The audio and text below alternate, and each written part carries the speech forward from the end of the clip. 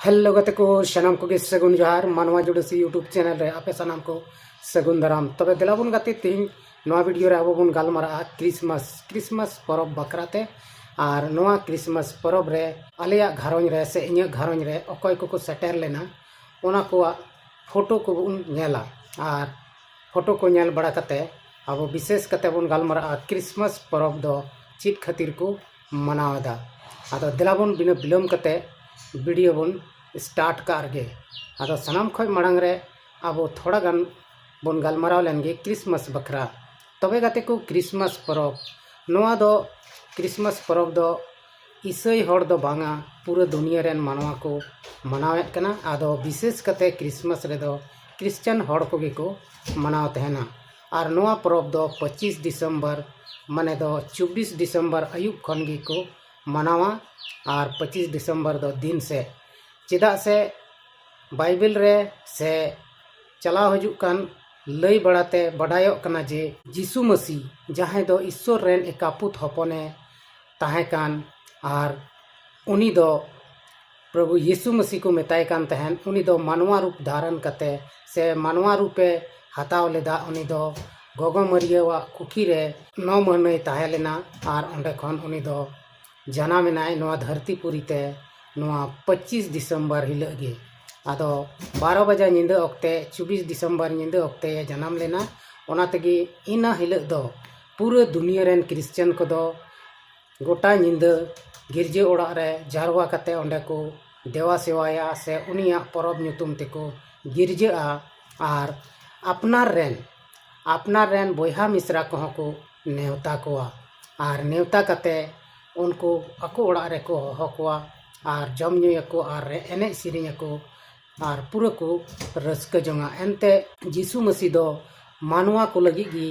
Shutter लेना और मानवा रूप दो हताव लेदा मानवा को कई खातिर गी ओना तेगी आदो उनिया जन्म परब मनाव लगी तेगी नवा क्रिसमस से बड़ा दिन दको मनाव तहना आदो दिलाबुन तबे इᱧ घारों रे से आले घारों रे हो हपन एरा मिसरा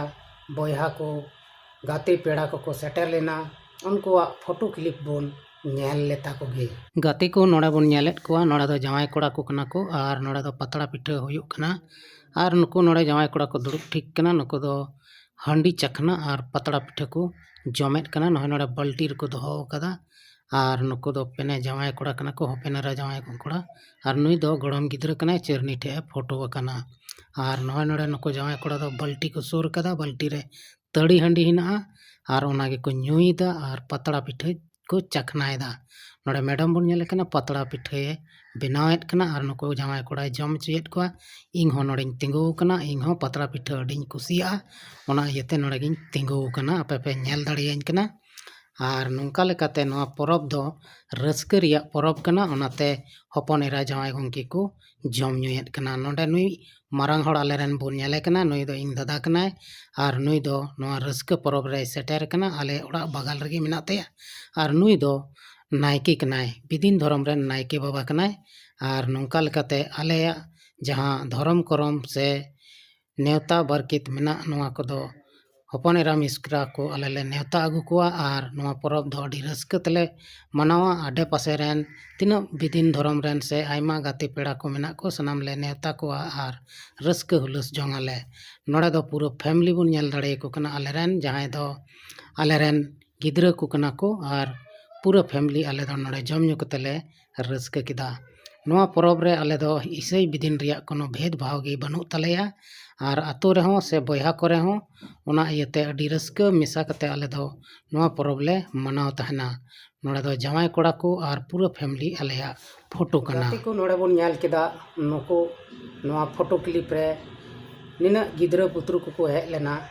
इᱧ घारों रेन आलेया घारों रे आयमा ढेर पेड़ा को हेना को आदो निया दम दो नको थोड़ा कान गी को हेज लेना और नको गे जम ᱧᱩ कते से एने सिरिंग रस्क बड़ा कते विदा हुयुक कान थेना उन ओक्ते रेगी आले दो नोआ वीडियो क्लिप ले शूट लेदा आदो नोआ क्रिसमस दो मिटन ईसाई हड़ा दो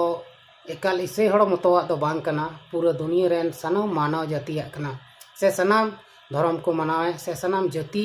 लगित कना नोआ रस्क परब दो ᱟᱫᱚ ᱥᱟᱶᱛᱮ ᱥᱟᱱᱟᱢ ᱦᱚᱲ ᱠᱚ ᱢᱟᱱᱟᱣ ᱜᱮᱭᱟ, ᱵᱤᱥᱮᱥ ᱠᱟᱛᱮ ᱫᱚ ᱡᱟᱦᱟᱸᱭ ᱡᱤᱥᱩ ᱢᱟᱹᱥᱤ ᱠᱚ ᱯᱟᱸᱡᱟᱣ ᱟᱠᱟᱫᱮ उनको को मनावा नवा परब दो। और नवा परब रे दो सनाम हड़ गी अपनार घरंज रेन हपन एरा मिसरा जमाई गमके से आटे पासे रेन गाती को सनाम को नेवता को और उनको दो उना खुशी रस्क रे सेलेदो लगी तगी को नेवता को जम न्यू बड़ा कते एने सिरिंग दुरंग से आइमा लेकना नोंडे रस्क रिया प्रोग्राम से पंथा को बनावा। तो नवा परब रे आइमा लेकना जिल हाकू से पिठा एमान तेया सनाम लेकना जम न्यू हुआ और सनाम हड़ को जम न्यूया। जेमन ते आबो बन बड़ाई गया आबोआ मारी होरा से बिदिन होरा रिया जहां मारांग दिन से मारांग परब से मारांग दई परब बन मेता सोहराय परब ओनारे चित को चिकाया उनका गे संथाल क्रिश्चियन को दो नवा परब रे हों नवा क्रिसमस परब रे हों उनका गे को जम न्यूया और उनका गे को मनावा। आदो नोंडे बन बड़ाई किया गाते को नवा दो जहान बड़ी कमी से बड़ी धर्म दो बांग कना से जहां गी जोरमोट कते दो बांग को जोर जबर कते दो धर्म बको बदल चुये को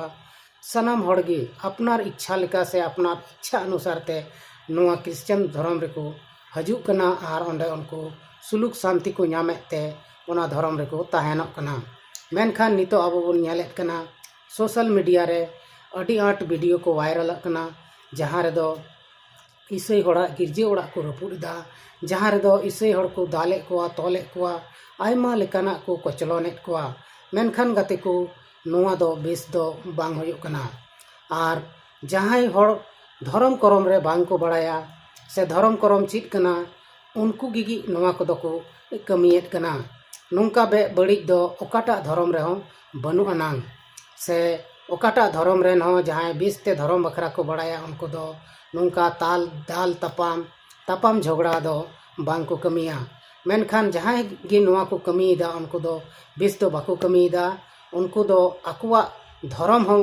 बेसते बाको मनावा उनाते एटा हड़ा धर्म को मनावे कान से एटा हड़ को धर्म को मनावे कान उनको धर्म हड़ को बड़ीएत को